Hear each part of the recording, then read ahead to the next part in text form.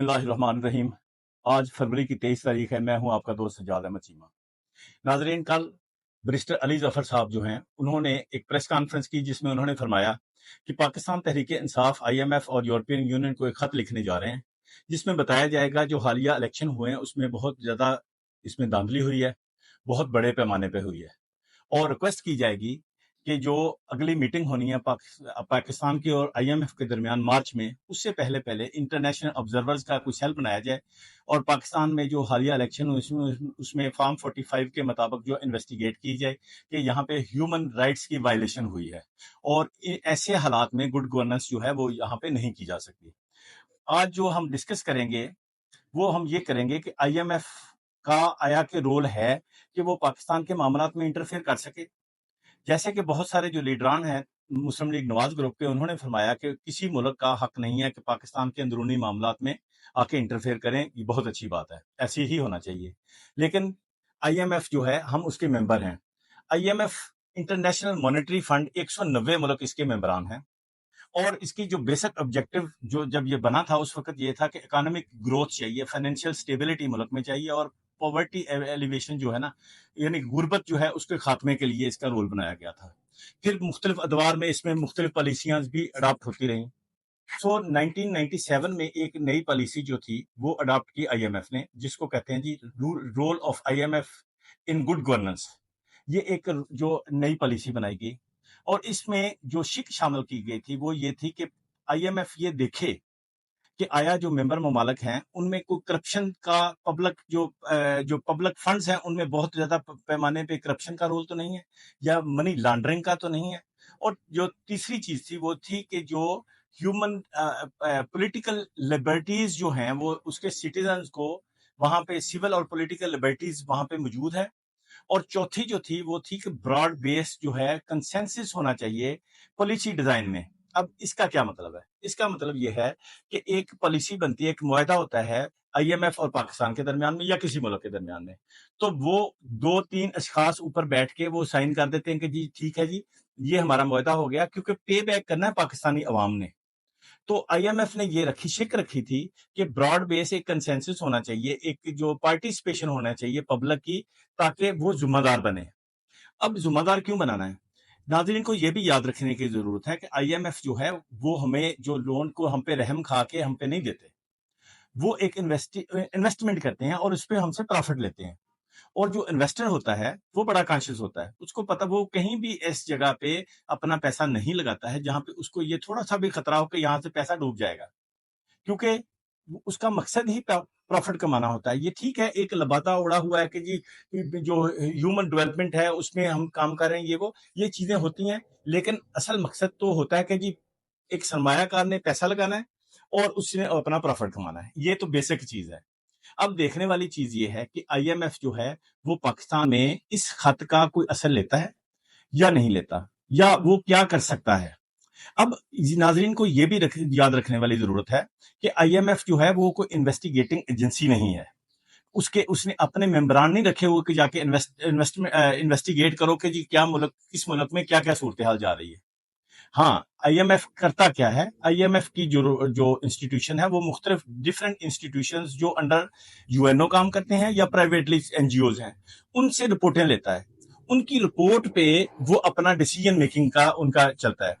یہ بات بھی یاد رکھنے کی ہے کہ پاکستان کے ساتھ جو ابھی تک معاہدہ ہوا ہے یہ سٹینڈ بائی ارینجمنٹس ہوئے ہیں، یہ کوئی ایسا پکا ابھی معاہدہ نہیں ہوا۔ سٹینڈ بائی ناظرین کو جیسے لفظوں سے سمجھ آ رہی ہے کہ یہ ایک انٹرم جو ہے پیریڈ کے لیے یہ ایک معاہدہ کیا گیا تھا، یہ ایک پروگرام شروع کیا گیا تھا، اور اس میں دیکھنا یہ تھا کہ ہمارے پروگرام کے مطابق آیا پاکستان امپلیمنٹ کر سکتا ہے یا نہیں کر سکتا، جس میں اگلی قسط جو ہے یا ایک قسط جو ہے وہ مارچ میں آنی ہے، لیکن اس سے پہلے ہر قسط سے پہلے اس کی اپروول لینی پڑتی ہے، ان کے بورڈ آف ڈائریکٹر سے اپروول لینی پڑتی ہے، اور یہ دیکھنا پڑتا ہے کہ جی کیا حالات وہاں پہ جا رہے ہیں۔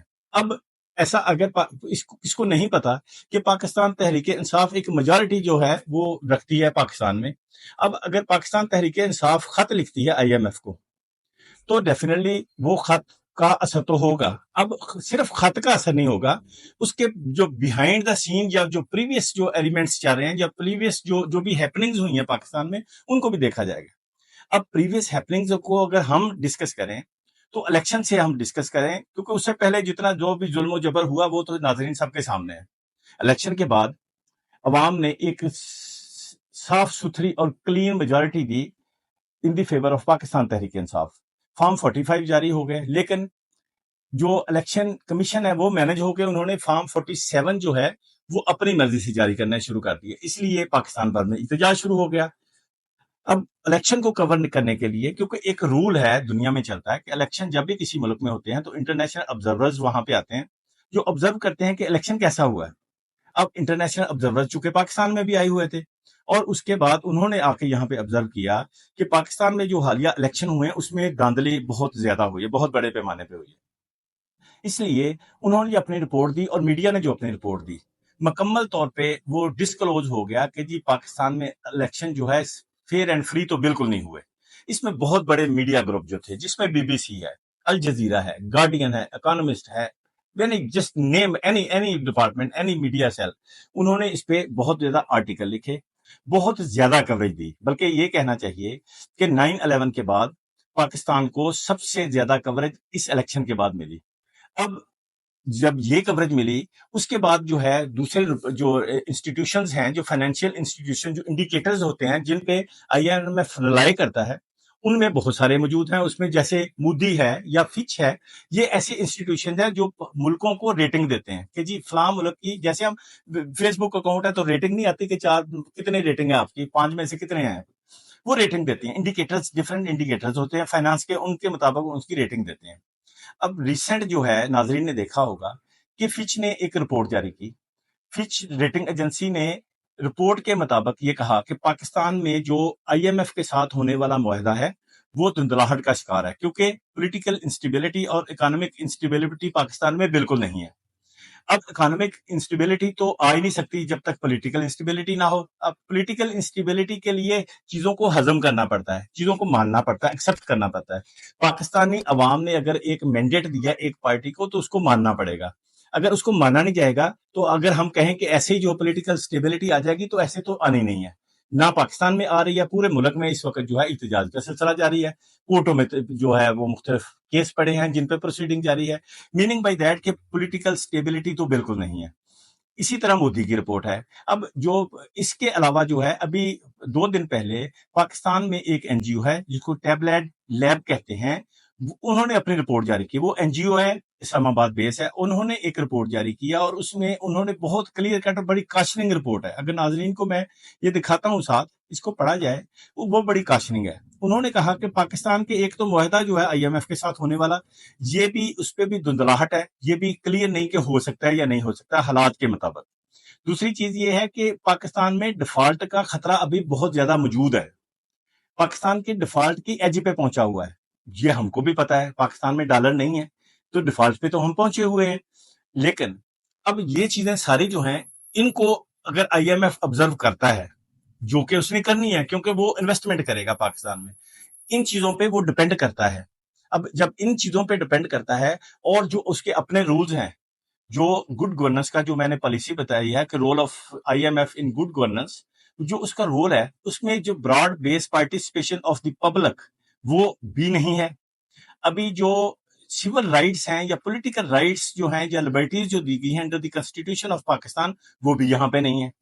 ابھی اگر ان حالات میں IMF کے ساتھ یہ بھی یاد رکھنے کی ضرورت ہے ناظرین کہ یہ SBA ہے، یہ اسٹینڈ بائی ارینجمنٹس ہے۔ ہمارا معاہدہ، میں بار بار کہتا ہوں کہ وہ وہاں پہ ابھی نہیں پہنچا ہے کہ ہمارا کوئی ان کے ساتھ لین دین پکا ہو گیا۔ یہ اسٹینڈ بائی ارینجمنٹس ہے انٹرم پیریڈ کے لیے، دیکھنے کے لیے کہ پاکستان میں کیا کنڈیشن ہوتی ہیں، پولیٹیکل سٹیبلٹی آتی ہے، اکانومک گروتھ ہوتی ہے یا نہیں ہوتی۔ اب اس کے اگر اس سے پہلے اس طرح کے حالات پیدا ہو جائیں، اس میں جو ہے اس طرح کی ایک بڑی جماعت جو ہے جس میں اب اگر کچھ بھی نہ ہو تو ایک صوبے میں تو ان کو کلیئر میجارٹی ہے KPK میں، تو تمام صوبوں کی پارٹیسپیشن جو ہے اس طرح کے معاہدوں میں بہت ضروری ہے۔ اسی لیے انہوں نے یہ سیکھ رکھی ہوئی ہے کہ براڈ بیس جو پارٹیسپیشن وہ ضروری ہے۔ اس میں تمام صوبے جو ہیں انہوں نے اس پہ سگنیچر کرنے ہیں، کیونکہ یہ پیسہ واپس کرنا ہے پاکستانی عوام نے، آپ نے اور ہم نے واپس کرنا ہے، تو لہٰذا سب کی پارٹیسپیشن ضروری ہے، پھر وہ انویسٹمنٹ کرتے ہیں۔